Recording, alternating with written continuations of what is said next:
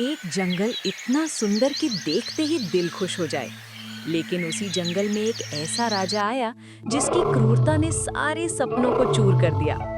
क्या कोई उस अत्याचारी शेर को हरा पाया? क्या एक छोटा सा खरगोश जिसके पास न नाखून थे न दांत थे, सिर्फ अपनी बुद्धि थी, पूरे जंगल को बचा सका? तो सुनिए बहुत ध्यान से, ये कहानी है घमंड की हार और बुद्धि की जीत की। एक बार सुनोगे तो बार बार सुनना चाहोगे। बहुत समय पहले की बात है, एक घने हरे भरे और जादुई जंगल की। यहाँ ऊंचे ऊंचे बरगद के पेड़ आसमान को छूते थे। उनकी छाया में सूरज की किरणें सोने की तरह चमकती। मीठे फल लदे पेड़, रंग बिरंगे फूलों से सजी झाड़ियाँ, चहल पहल करती नदियाँ और छोटी छोटी झरनाएं जो दिन रात संगीत बजा रही होती थीं। यहाँ रहते थे हजारों खुशमिजाज जानवर। सुबह होते ही चिड़ियाँ गाने लगती, बंदर पेड़ों पर उछल कूद करते, हिरणियाँ हरे हरे घास के मैदानों में दौड़ लगाती, मोर अपनी खूबसूरत पूंछ फैलाकर नाचते और छोटे खरगोश इधर उधर कूदते हुए सबको हंसाते। सब मिलकर एक परिवार की तरह रहते थे। लेकिन एक दिन इस स्वर्ग जैसे जंगल पर काला बादल छा गया। जंगल में आ गया था एक बेहद ताकतवर, क्रूर और घमंडी शेर, राजा सिंहदेव। ये जंगल अब मेरा है। जो भी मेरी आंखों के सामने आएगा उसे मैं अपना शिकार बना लूंगा। कोई मेरी ताकत पर सवाल नहीं कर सकता। सिंहदेव की एक दहाड़ से पूरे जंगल के पेड़ हिल जाते। वो बिना भूख के भी जानवरों को मारता। कभी कभी तो सिर्फ अपनी दहाड़ सुनने या घमंड दिखाने के लिए निर्दोष जानवरों पर हमला कर देता। कहते हैं सिंहदेव पहले एक छोटे जंगल का राजा था, लेकिन वहाँ के जानवरों ने उसे चुनौती दी तो उसने पूरे जंगल को तबाह कर दिया। अब वो इस नए जंगल में आया था और यही सब कुछ दोहराना चाहता था। धीरे धीरे जंगल की खुशियां खत्म हो गईं। हिरणियां डर के मारे रात को भी नहीं सो पाती। बंदर पेड़ों की सबसे ऊंची डालियों पर छिपे रहते। चिड़ियां चुपचाप उड़ती। पानी पीने जाना भी मौत का खतरा बन गया था। एक दिन जंगल के सबसे पुराने और विशाल बरगद के पेड़ के नीचे सभी जानवरों की आपात बैठक बुलाई गई। दोस्तों, सिंहदेव का आतंक अब बर्दाश्त की सीमा पार कर गया है।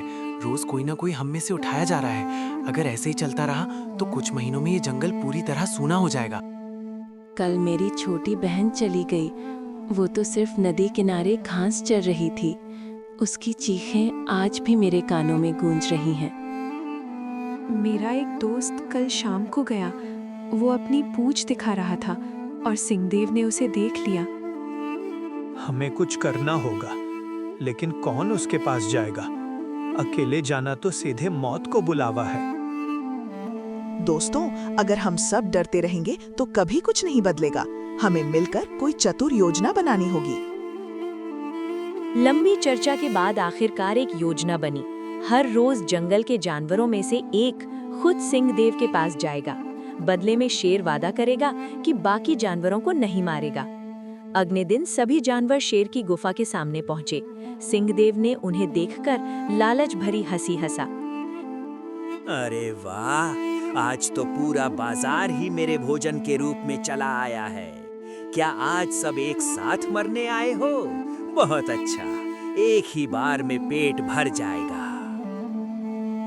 महाराज, हम आपकी सेवा में एक छोटी सी विनती लेकर आए हैं। अगर आप अनुमति दें तो हम अपनी बात रखना चाहते हैं। बोलो, लेकिन बहुत जल्दी।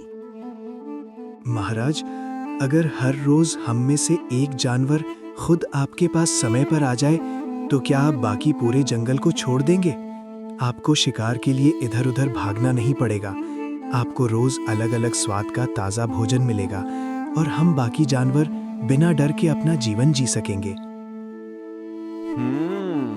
बैठे बैठे रोज नया नया मांस, कोई मेहनत नहीं। ये तो बहुत बढ़िया सौदा है। ठीक है, मैं मंजूर करता हूँ, लेकिन याद रखना, जो भी आएगा ठीक समय पर आए। अगर एक दिन भी देरी हुई तो मैं पूरे जंगल को आग लगा दूंगा। इसके बाद से हर रोज एक जानवर शेर के पास जाता और कभी वापस नहीं आता। हिरन गए, बंदर गए, बकरी गई, मोर गया, गीदड़ गया। जंगल में डर और उदासी फैलती जा रही थी। बच्चे खेलना भूल गए थे। माएँ रोया करती थीं। फिर एक दिन खरगोश की बारी आई। सभी जानवर उसे विदा करने आए। उनकी आंखों में आंसू थे। बेचारा खरगोश, तू इतना छोटा और प्यारा, आज तू भी हमें छोड़कर चला जाएगा। चिंता मत करो मेरे दोस्तों, मैं जल्दी वापस आऊंगा और शायद जंगल को हमेशा के लिए आजाद भी करा दूंगा। खरगोश बिल्कुल शांत था। उसके मन में कोई डर नहीं था, बल्कि एक चतुर योजना थी। वो जानबूझकर बहुत धीरे धीरे चलने लगा। रास्ते में उसने कई रोचक काम किए। फूलों की महक लेते हुए रुका, नदी किनारे बैठकर चमकती मछलियों को देखा, पेड़ पर बैठी चिड़ियों से आज मौसम कितना अच्छा है की बात की, और एक बूढ़े कछुए से मिलकर पूछा कि काका, अगर कोई बहुत घमंडी हो तो उसे कैसे हराया जा सकता है? कछुए ने मुस्कुराकर कहा, बेटा, घमंड हमेशा अंधा कर देता है। इधर शेर अपनी गुफा के बाहर बेचैनी से इधर उधर घूम रहा था। उसका गुस्सा बढ़ता जा रहा था। आज का शिकार इतनी देर क्यों कर रहा है? आने दो, आज मैं उसे इतनी सजा दूंगा कि पूरा जंगल आजीवन याद रखेगा। कोई भी फिर कभी देरी करने की हिम्मत नहीं करेगा। सूरज ढलने के करीब था जब खरगोश आखिरकार शेर के पास पहुंचा। क्यों रे छोटे नीच, इतनी देर लगा दी? अब तेरी सजा पूरे जंगल को मिलेगी। बोल, क्यों देर हुई? क्षमा करें महाराज, मैं समय पर ही निकला था, लेकिन रास्ते में एक बहुत बड़ी और खतरनाक समस्या आ गई। कैसी समस्या? जल्दी बोल। महाराज, रास्ते में मुझे एक और शेर मिल गया। वो बहुत ताकतवर, घमंडी और आपसे भी ज्यादा बलवान लग रहा था। उसने मुझे रोक लिया और कहा, मैं इस जंगल का असली राजा हूँ। सिंहदेव नकली है, वो कमजोर और बेवकूफ है। क्या कहा? दूसरा शेर? मेरे जंगल में कोई और शेर? वो मुझे नकली और बेवकूफ कहता है? कहाँ है वो हरामखोर? अभी ले चल मुझे उसके पास। जी महाराज, वो उस पुराने गहरे कुएं के पास छिपा रहता है। चलिए, मैं आपको ले चलता हूँ। दोनों कुएं की ओर चल पड़े। खरगोश आगे आगे, शेर उसके पीछे। शेर का गुस्सा हर कदम के साथ बढ़ता जा रहा था।